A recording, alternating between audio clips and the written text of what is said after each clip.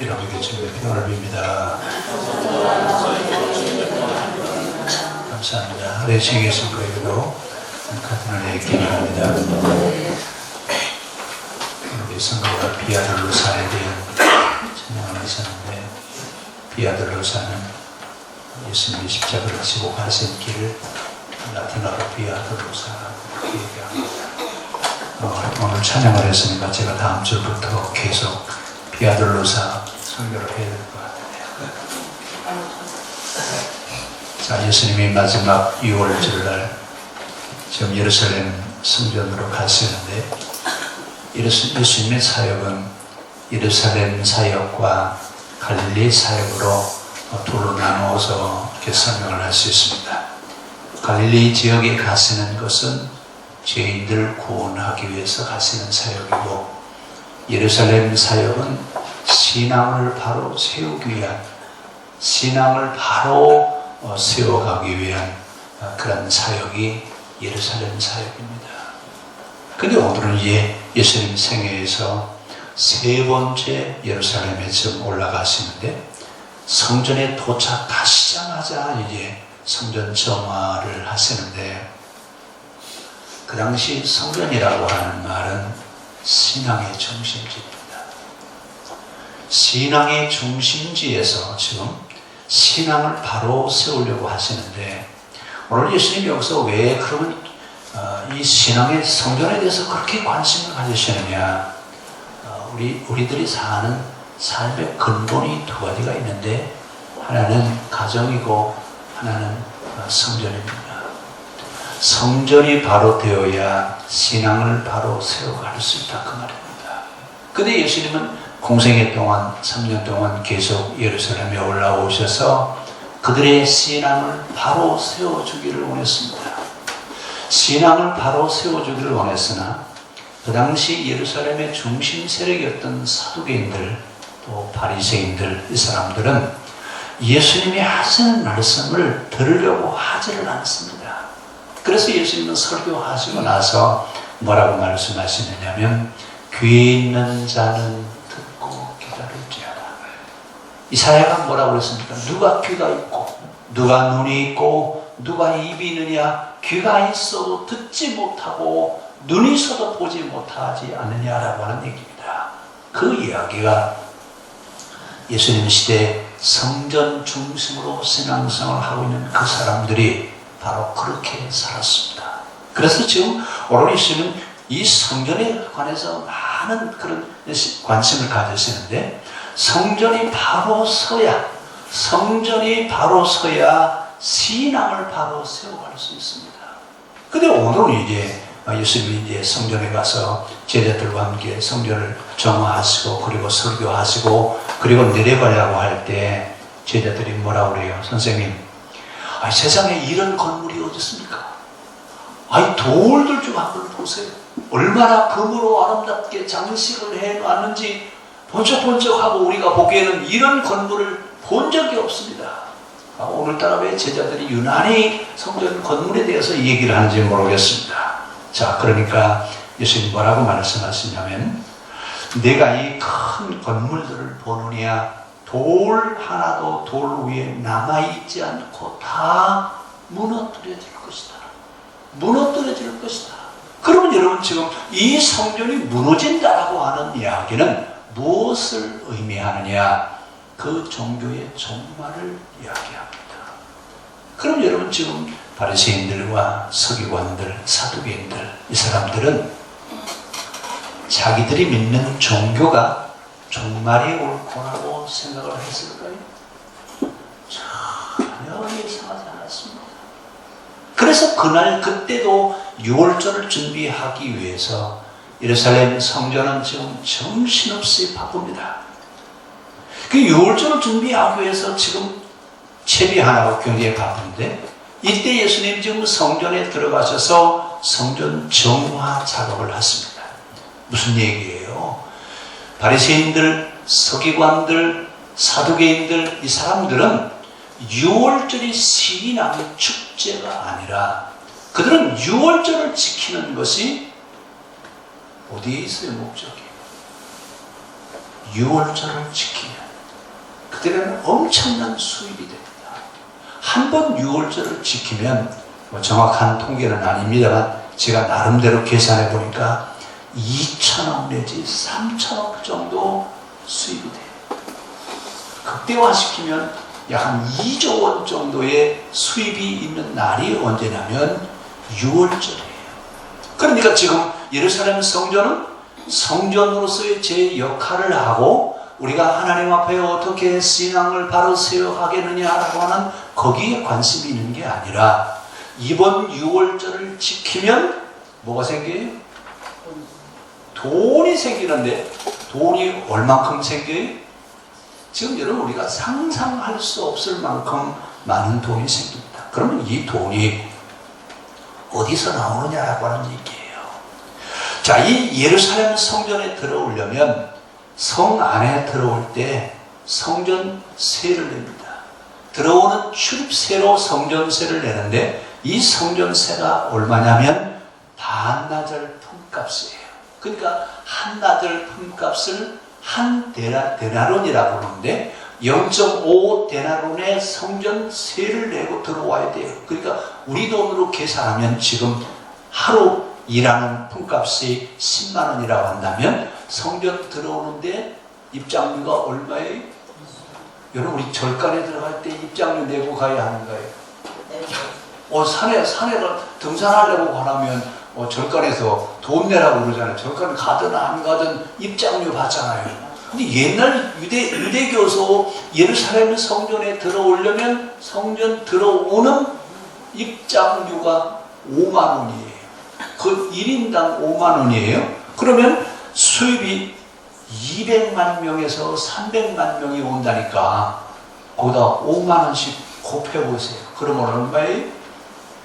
빨리 산수해요. 지금부터 이제 산수하시는 거예요. 그런데 이제 성전세만 있는 게 아니라 11조 내지요. 그리고 체류하려면 밥 먹고 잠자고 그러려면 체류비 들어가야 안 들어가요? 체류비 들어가야죠. 근데 제물을 드리려면 제사를 드리기 위해서 제물을 드리는데 가난한 사람들은 밀가루를 갖다가 드리지만 그래도 조금 덜 가난한 사람들은 비둘기를 사서 제물을 드리고 그 다음에 헌금을 하는데 어떤 사람은 돈으로 헌금을 하는데 이 예루살렘 성전에서 그 당시는 로마 화폐를 사용합니다. 가이사의 얼굴이 그려져 있는 로마 화폐를 사용하는데 예루살렘 성전에서는 뭐라 하냐면 가이사가 그려져 있는 그 돈은 부정한 돈이다. 그러니까 성전 안에서 유통될 수 있는 성전 화폐가 있어요. 요즘 각 구마다 구 화폐 만들잖아요. 그것처럼 성전 안에서 유통되어지는 성전 화폐가 있는데 로마 화폐를 갖다가 성전 화폐로 바꾸려면 환차익인데 얼마나 환차익을 부리냐면 75%를 받습니다. 그리고 비둘기를 파는데 비둘기 한 쌍을 팔면 얼마나 남기냐면 20배를 남겨요. 근데 부자들은 양이나 소나 이런 걸 드리는데 그 사람들이 드리는 재물은 또 얼마나 비싸겠어요. 근데 뭐라고 얘기하냐면 밖에서 예루살렘 성 밖에서 키운 재물은 안 된대. 그건 부정해서 하나님이 안 받으신대. 그래서 예루살렘 성 안에서 키운 재물로만 드려야 하나님이 기뻐 받으신다. 그래서 소도 못 끌고 양도 못 끌고 예루살렘에 와서 사야 돼요. 여기서 놔지는 재물로 인해서 재물도 팔죠. 재물에서 또 이익 남기죠. 성전 화폐로 환전시키죠. 성전세 내지요. 11조 내지요. 이러니까 한 번 6월절을 지키면 예루살렘은 아주 돈더미에 빠져요. 예루살렘은. 근데 그 수입이 누구한테 가느냐? 누구한테 갈까요? 성전의 주관자인 사두개인들, 바리새인들한테 이 돈이 갑니다. 그래서 예수님은 성전 안에 들어가셔서 성전에서 비둘기 파는 사람, 돈 바꾸는 사람을 내쫓은 게 아니라 비둘기를 내쫓아버리고 바꿔주려고 하는 돈 그 상자를 뒤엎어버리고 성전 안에서 재물을 팔려는 재물들을 다 내쫓아버렸습니다. 이러면서 뭐라고 말씀하시냐면 하나님의 성전은 기도하는 집이지, 하나님의 성전은 제사 중심이 아니라 말씀 중심이어야 된다.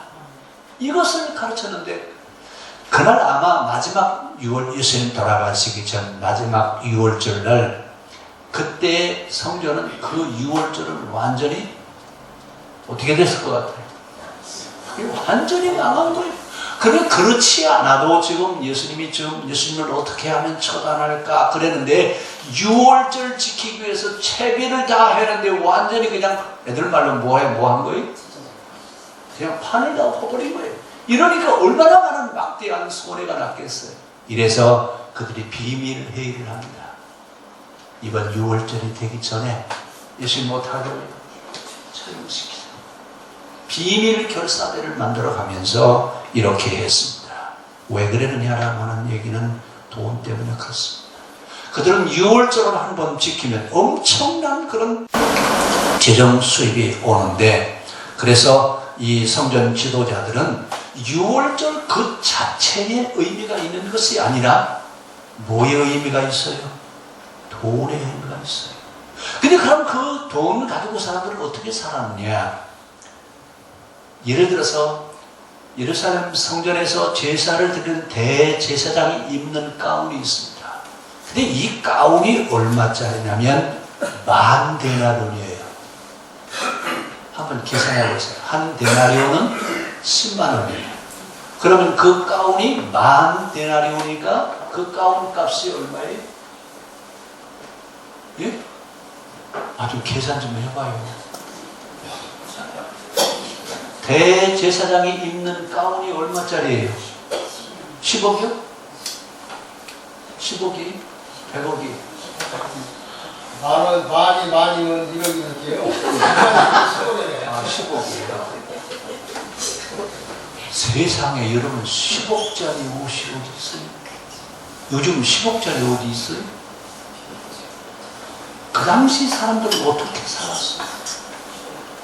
제가 이번 주에 사실은 예루살렘 그 지역에 살고 있는 사람들에 대한 얘기를 하다가 제 자신이 시험 들 것 같아서 준비를 하다가 포기를 했습니다. 그 당시 예루살렘에 사는 사람들은 어떻게 살았냐면 산 꼭대기에 있는 사람들은 상류층들이에요. 그리고 하류층에 있는 사람들은 맨 밑바닥에 사는데 맨 밑바닥에는 하수시설이 전혀 없어요. 요즘처럼 각 집에 화장실이 있다? 그 당시 화장실을 가지고 있는 사람은 부자예요. 그러니까 위에서 물을 뿌리면 어디로 가겠어요? 밑으로 다 내려가죠. 밑으로 내려가면 그 물들이 하수시설이 안 돼 있는데 그 물을 저 위에서 다 내리면 어디로 빠져나가요? 물이 빠져나갈 길이 없어요. 그러니까 그냥 완전히 흙탕길이에요. 그리고 화장실이 안 돼 있으니까 어떻게 해요? 그러니까 볼일을 언제 봐요? 낮에는 볼일을 못 보고 밤에 볼일을 아침에 일어나면요 산들이 그냥 얼마나 많은지 몰라. 그래 여러분 여자분들은 하이힐을 신지요. 왜 하이힐을 신는지 알아요? 알고나 신고 다니나 모르겠어. 아침에 볼일을 보니까 길을 제대로 걸어갈 수 있어요 없어요? 그럼 어떻게 가야 돼요? 뒤꿈치를 들고 가야죠. 안 묻으려면요. 이래서 하이힐이 나왔거든요. 이게 가난한 사람들의 삶이에요. 근데 예루살렘의 가장 큰 문제가 물 문제인데 물의 70%는 상류층이 갔어요. 그리고 하류층은 30% 가지고 물을 쓰는데 이 물을 제대로 받아낼 수가 없어요. 근데 상류층에 있는 사람들은 물이 수로가 위에서 밑으로 내려가니까 그리고 집을 짓고 삽니다. 성전이 어디에 있느냐? 산 꼭대기에 있습니다. 그 당시 금으로 만들어진 집을 가지고 있는 데는 성전밖에 없어요. 그럼 요즘으로 얘기하는 골판지로 집을 짓고 사는 사람들이 성전을 바라볼 때 여러분 무슨 생각을 했겠어요? 그리고 그 당시 산다고 하는 게 여러분 집을 지어도 지을 수 있는 자재가 없으니까 천막으로 그냥 쳐놓고 방 한 칸에 온 식구들이 다 같이 살고 여자분들이 볼일을 보려면 남자 식구들은 다 밖으로 나가야 되고 이러면서 사는 사람들이 그 사람들의 생활이에요. 근데 예루살렘 성전은 얼마나 많은 수입을 얻느냐? 아까 얘기했죠. 2천억 내지 3천억 정도의 수입이 오고 제사장이 입는 옷은 10억짜리 가운을 입고 그러니까 서민들은 여러분 상상할 수 없는 그런 부를 누려요. 이렇게 사치를 누리는데 그래서 대제사장 부인한테 하루 쓰는 용돈을 제한시켰어요. 법으로 제한시켰는데 하루에 400데나리온만 써라. 커피값으로 하루에 400데나리온만 쓰란 얘기예요. 그럼 여러분 400데나리온이면 얼마죠? 한 데나리 10만 원이라고 생각하면 400데나리온만 써라고 용돈을 제한시켰어요. 얼마 쓰는 거예요? 예? 400만 원이? 4천만 원이요? 하루 용돈 4천만 원 쓰시는 분이 있어요. 그것도 콩값으로 4천만 원 쓰는 분들이 있어요. 부가 완전히 어디에 쏠려 있어요? 성전을 중심으로 해서 성전 지도자들은 최고의 부를 누리고 있고 가난한 사람들은 비둘기 한 쌍을 살 수 없어서 소재를 드려야 되는 이런 양극화되어 있는 그런 경제체제를 가지고 있습니다. 그러면서 유대인들은 성전을 바라보면서 뭐라고 얘기하냐면 나는 신앙을 지키고 있다. 성전을 바라보면서 나는 신앙을 지키고 있다라고 생각하는 그런 자존감을 갖고 살아가게 했습니다. 그러니 성전이 정말 어떤 일을 합니다. 그 당시 그들의 신앙은 성전을 대체할 수 있는 것이 아무것도 없습니다.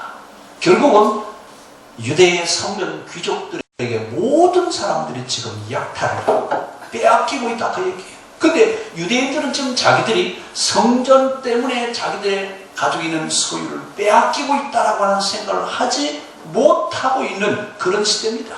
그러니까 성전이 하나님의 이름으로 신앙의 이름으로 많은 사람들의 재산을 빼앗아 가고 있을 때 지금 예수님이 하시는 이야기입니다. 성전의 역할은 이게 성전의 역할이 아니다 그 말입니다. 그래서 지금 예루살렘 성전 정화를 하면서 뭐라고 말씀하시냐면 성전은 이래서는 안 된다. 성전이 이런 것이 아니다 그 얘기입니다. 그래서 여러분 성전의 역사를 보면 성막을 시작해서 성막이 솔로몬 다윗을 통해서 성전이 되죠. 그 성전이 바벨론에게 멸망을 합니다. 그래서 성전이 망해버렸어요. 그리고 성전 시대가 지나고 이제 말씀 시대가 되는데 또 돌아와서 뭘 만들어요? 또 성전을 또 만들어요. 그 만든 제2성전이 언제 망하느냐면 지금 제2성전에 대한 얘기를 하고 있는데 AD 70년에 돌 위에 돌 하나 남아있지 않고 다 망하리라고 예수님 선언하시죠. 다시 성전이 망했어요? 흥했어요? 다시 망했어요. 그 성전이 망하고 나서 또 다시 시작을 한 것이 중세교회 성당 지킵니다. 성당. 이제는 성전이 아니라 뭐예요? 성당이에요. 그 성당 시대가 다시 종교개혁을 통해서 성당 시대가 끝이 났어요. 그런데 또 다시 지금 어디로 또 갔어요? 지금 우리 시대가 또 다시 교회 지키 전쟁을 해요. 그래서 큰 교회당 지키 운동하는데 성전 시대가 패했다라고 하는 것을 우리가 기억해야 됩니다. 그러면서 예수님이 지금 성전 정화를 하는데 예수님은 지금 돈 바꾸는 자, 비둘기 파는 자, 이 사람들을 공격한 것이 아니라 비둘기, 돈 바꾸는 상을 뒤엎어 놓으셨습니다. 사람을 공격하는 것이 아니라 그들의 배후에 있는 체제에 대한 것을 지금 공격하시고 있는 것을 볼 수 있습니다. 어떻게 보면 가난한 사람들은 낼 수도 없는, 어떻게 보면 엄두도 낼 수 없는 입장료를 걷어요. 입장료가 얼마라고요? 여러분 교회 들을 때 5만 원씩 입장료 받으시면 들으실래요? 절간에 갈 때도요. 그 입장료 내라고 해서 빙 돌아갈 때가 있어요. 입장료 안 내려고. 그렇죠? 근데 그 당시는 성전에 들어가려면 입장료 5만 원이에요. 이래서 예수님이 지금 뭐라고 말씀하시냐면 하나님의 성전은 만민이 기도하는 집이지 강도의 소굴이 될 수 없다. 그래서 권력자들을 지금 향해서 예수님이 고발을 하고 있습니다. 근데 여러분 그 당시 대제사장 그러면 신앙이 대단히 좋으신 분이라고 생각하는데 그 당시 대제사장은 정치가지 신앙인이 아닙니다. 근데 우리는 성경에 대제사장 그렇게 나오니까 아, 이 사람은 신앙이 대단히 좋을 것이다 라고 그렇게 얘기하는데 대단히 안 좋습니다. 결국 성전을 통해서 예루살렘 성전이 종교 지도자들에 대한 욕심을 채워주는 창고가 되어버리고 말았습니다. 그래서 성전 안에서 환전하고 사고 팔고 하는 사람들을 다 쫓아내시고 환전상의 상을 뒤엎어버리고 그러면서 재물 파는 자의 재물들을 다 쫓아내셨습니다. 그러면서 예수님 뭐라고 말씀하시냐면 우리 한번 따라서 합시다. 성전은 만민이 기도하는 하나님의 집이다. 이건 상징성이에요. 성전은 돈의 목적이 있는 곳이 아니라 모든 사람들이 와서 하나님을 만날 수 있고 그리고 하나님을 배울 수 있는 그런 자리가 성전이지 성전 지도자들의 욕심을 채워주는 자리가 돼서는 안 된다는 얘기입니다. 오늘 예수님은 지금 성전은 그래서 가르치는 곳이어야지 설교가 중심이 돼야지 제사가 중심이 돼서는 안 된다고 얘기합니다. 그 설교에서 예수님은 성전에 올라가시면 제사를 드렸다가 아니라 설교하셨어요. 많은 사람들을 가르치는 일을 성전에 가서 가르치시는 일을 하셨습니다. 왜냐? 성전의 본래 본부는 가르치는 일을 하는 곳이지 제사가 아닙니다. 이 광경을 성전 지도자들이 뭐라고 해요? 누구 때문에 산통이 다 깨지는 거예요? 예수님 때문에 판이 다 깨져버렸어요. 판이 깨지는 게 아니라 예수님의 설교를 하면 하실수록 성전 지도자들이 가지고 있는 모순이 드러나게 돼 있다 그 말입니다. 그런데 백성들은 뭐라고 해요? 우리는 성전에 오면 제사를 드리고 제물 사는 데 관심을 가졌는데 아니 이렇게 의뢰받게 하시는 분은 우리가 본 적이 없다. 그래서 그들은 그 당시 사람들은 예수님을 선지자의 한 분이라고 그렇게 생각을 했습니다. 그런데 유대교 지도자들은 뭐라고요? 누구 때문에 판이 다 깨졌어요? 예수님 때문에 판이 다 깨졌다 그 얘기입니다. 그때 로마 군대는 예루살렘에 6월절이나 이런 절기를 지킨다 그러면 뭐라고 해요? 그 경비대를 보냅니다. 혹시 성전에서 데모가 일어날까봐. 그래서 이 유대 나라에 그 파견되어 있는 로마의 총독은 절기 때마다 긴장을 하는데 제발 아무 일 없이 지나가기를 바라는 것이 그 당시 절기입니다. 그런데 오늘 예수님은 예루살렘 성전에 들어오셔서 비둘기 파는 사람 상 받고는 상 다 내어쫓고 그리고 가르치시고 나서 성전을 나가시라고 그랬더니 제자들이 뭐라고 그래요? 누가 좀 현대어 성경 한번 보세요. 거기 뭐라고 되어 있나? 13장 1절 한번 좀 누가 읽어주세요. 그날 예수께서 성전으로 나가라고 하실 때 제자 한 사람이 말하였다. 선생님 얼마나 훌륭한 건물입니까? 돌을 조각하여 장식해 놓은 이 벽을 보십시오. 예수께서 대답하셨다. 이 큰 건물이 멋있어 보이느냐? 그러나 돌 하나라도 제자리에 그대로 얹혀있지 못하고 다 무너져 말 것이다. 아멘. 제자들이 성전에 들어가서 제대로 성전을 구경할 수가 없었습니다. 근데 이번은 지금 제자들이 뭐라고 그래요? 선생님, 이번에 우리 기왕에 한번 들어왔으니까 성전 좀 곳곳 좀 한번 제대로 보고 나옵시다. 지금 이 제자들이 예수님이 지금 무엇을 말씀하시는지 제자들은 전혀 지금 감을 잡지 못하고 있어요. 어떻게 보면 예수님은 지금 가장 심각하게 말씀하셨습니다. 그래서 이때 제자들에게 7가지 칠화에 대한 설교를 하세요. 마태복음 23장, 24장 보면 화 있을진저 예식하는 서기관과 바리새인들이 하시면서 예수님이 심각한 설교를 하시는데 그 설교가 이때 하시는 겁니다. 그럼 제일 먼저 화 있을진저 하면서 뭐라고 말씀하시냐면 화 있을진저 예식하는 서기관과 바리새인들이요 천국문을 막고 들어가려고 온 자도 못 들어가게 하는 자들이에요. 근데 사실은 여러분 그 당시 이 유대교인들은요 얼마나 전도를 열심히 했냐면요 전도해야 될 사람이 오리 10리밖에 있다고 그러면 아주 오리 10리를 아주 매일매일 가서 전도를 해와요. 근데 이렇게 전도해서 한 사람 데려오면 천국 가게 하는 것이 아니라 어디 가게 한다고요? 지옥 가게 만드는 사람이라고 그래요.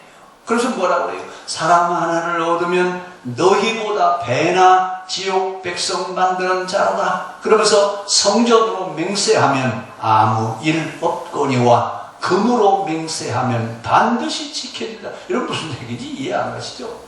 성전으로 맹세한다는 얘기는 내가 하나님의 이름으로 맹세한다. 그러면 그 맹세는 안 지켜도 괜찮아요. 그런데 내가 말이야 이번 6월절 때 100만 원을 내야 될 거야. 그리고 예언하면 약속을 하면 어떡하라고요?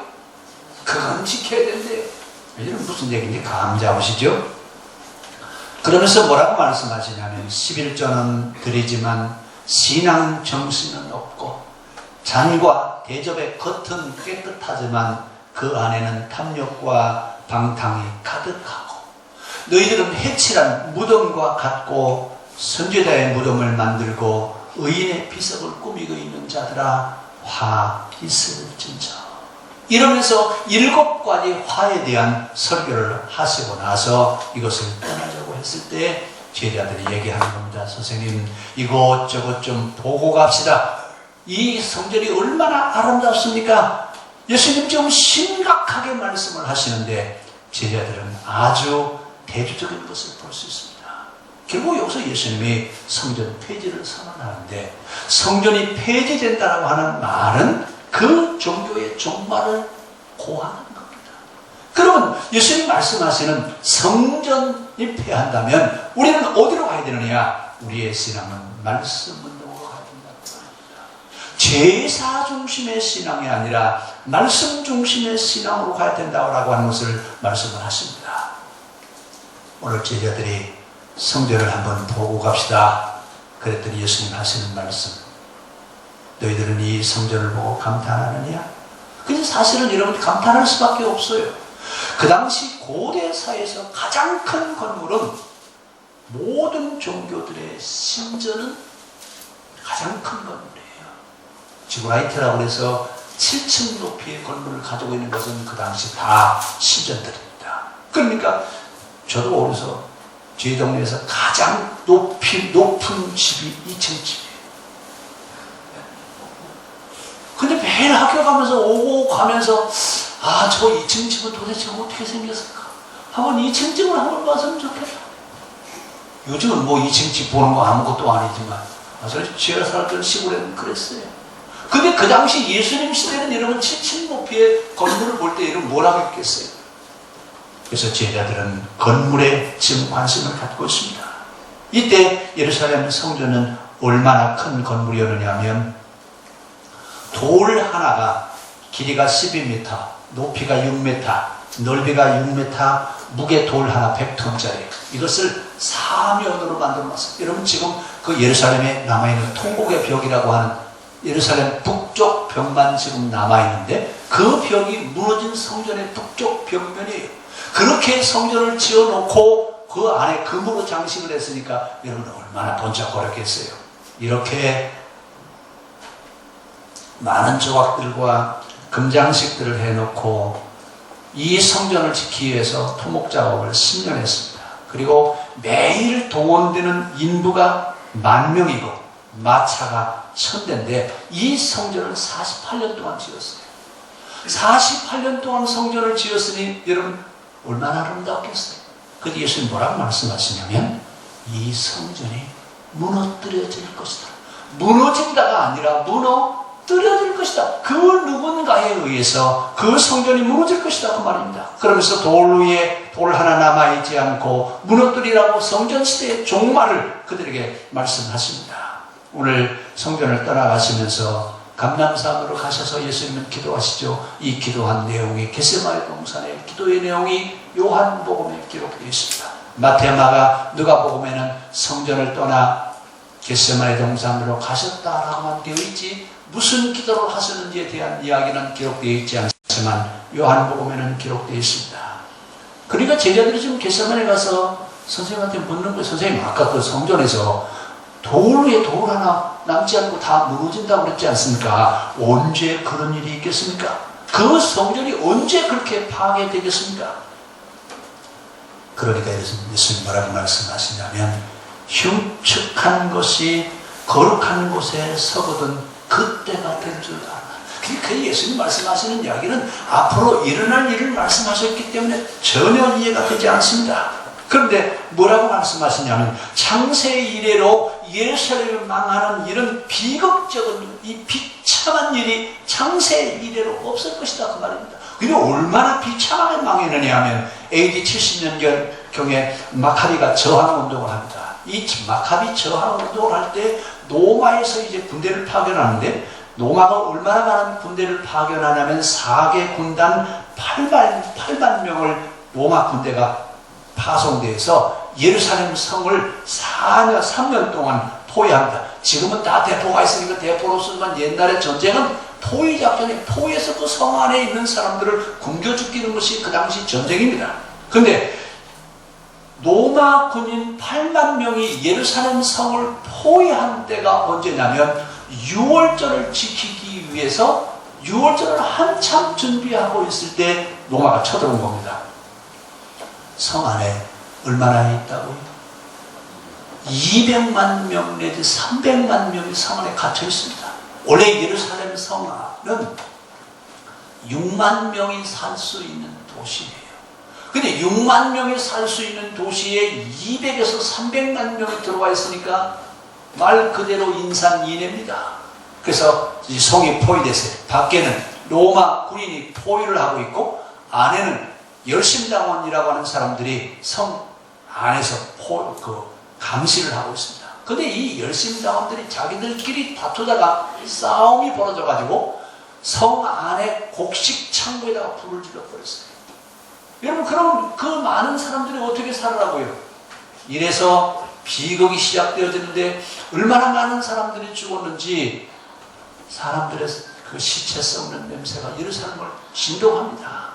그러니까 이 성 안에 살아있는 사람들이 살아야 되겠다라고 생각하면서 나가는데 성을 넘어서 도망가려고 하면 로마 군인들이 잡는데 로마 군인들이 뭐라고 얘기하냐면 예루살렘 저 성 안에는 다 금으로 되어 있다. 이 성을 넘어오는 사람들은 다 뱃속에다 뭘 넣고 온다고요? 금을 넣고 온다. 이렇게 소문을 내가지고 성을 넘어오는 사람들은 로마 군인들이 잡아 산채로 배를 갈랐어. 이러면서 비극이 일어나는데 성 안에 있는 사람들이 다 죽은 사람들이 죽어가지고 시체 썩는 그 피가 강물을 이루었다라고 이렇게 합니다. 그럼 나중에는 이제 로마 군이 예루살렘 성전에다가 불을 지릅니다. 불을 지르니까 뭐라고 하냐면 저 성전에 있는 금들이 다 녹아서 어디로 들어간다고요? 돌틈으로 다 들어갈 것이다. 이래가지고 로마 군인들이 그 예루살렘 성 돌을 다 어떻게 했어요? 다 무너뜨려서 뭐 때문에? 금 가지고 이래서 돌 위에 돌 하나 남아있지 않고 무너뜨리라고 하는 그 예언이 AD 70년 그때가 1성전이 망하던 날과 어떻게 보면 동시에 같은 날 망했습니다. 그 1성전 시대가 망하고 2성전 시대가 끝이 났다라고 하는 것을 선언하시고 있는 것을 볼 수 있습니다. 그럼 이렇게 이런 일이 일어난 것이 과연 우연이겠느냐라고 하는 얘기입니다. 오늘 이야기는 제사로 신앙생활을 하려고 하는 성전신앙은 이제 끝이 났다고 말입니다. 제사로 하나님을 섬기려고 하는 성전시대 1차 성전시대는 BC 586년에 망했고 2차 성전은 AD 70년에 망했습니다. 공교롭게도 1차 망한 날과 2차 망한 날이 같습니다. 어쩜 이렇게 똑같은 날 망할 수 있어요? 무슨 얘기예요? 하나님이 원하시는 건 이제 성전을 통해서, 제사를 통해서 하나님을 섬기려고 하는 것은 그만해라, 그 얘기죠. 이러면서 이제 성전이 다 망하고 그들은 성전이 파괴되면서 해당 운동을 시작하죠. 말씀 운동을 시작하면서 말씀으로 돌아가자고 했는데 다시 바벨론 포로 생활을 하고 돌아와서 지은 것이 바로 성전입니다. 그래서 성전 시대가 또다시 시작이 됐습니다. 오늘 성전 파괴에 대한 예언은 종교의 멸망이요 그 신의 죽음을 선언하는 겁니다. 그리고 어떻게 된다는 얘기예요? 이런 비참한 일이 성전에서부터 일어난다고 예수님 말씀하시는데 그 성전은 오늘날 바로 어디? 교회입니다. 오늘날 교회가 하나님을 섬기는 것을 물질로 하나님을 섬기려고 하는 그런 패턴으로 가고 있는 것에 대한 경종을 지금 울려주고 있습니다. 왜냐하면 교회의 사명은 세상을 구원하는 것이 교회의 사명입니다. 그런데 교회가 왜 망하느냐? 돈이 없어서 사람이 없어서 망하는 것이 아니라 교회에게 주어진 사명을 감당하지 않을 때 교회가 망합니다. 결국 성전이 파괴됐다라고 하는 얘기는 교회가 파괴됐다는 말과 같습니다. 오늘 교회가 제 사명을 감당하지 않으면 교회도 망할 수 있습니다. 오늘날 우리 시대가 가지고 있는 교회의 문제는 돈 문제와 또 하나는 교권 싸움입니다. 서로 자기들이 잘났다고 서로 다 감독하려고 그러고 심지어 지방의 감사 때문에 감사 때문에 또 싸우고 왜 뭐 때문에 싸우는 거예요? 우리가 여러분 하나님을 섬기는 것이 바로 뭐냐라고 하는 것을 바로 안다면 우리는 그런 교권 싸움 하나님 앞에 용서받을 수 없는 죄입니다. 이걸 알아야 됩니다. 그런데 오늘 예수님이 하신 말씀을 우리는 귀 있게 들어야 될 부분이 하나 있습니다. 세상의 종말은 교회에서부터 시작된다고 하는 말씀입니다. 오늘 교회가 신앙에 바로 서야 됩니다. 교회의 신앙이 바로 서야 세상을 바로 세워갈 수 있습니다. 우리의 신앙이 바로 서야 세상을 바로 세울 수 있다 그 말입니다. 오늘 우리는 이런 사명을 받았습니다. 오늘 우리의 신앙으로 세상을 바로 세워갈 수 있는 그런 신앙생활이 우리 교회로부터 시작되어질 수 있기를 바랍니다. 기도하겠습니다.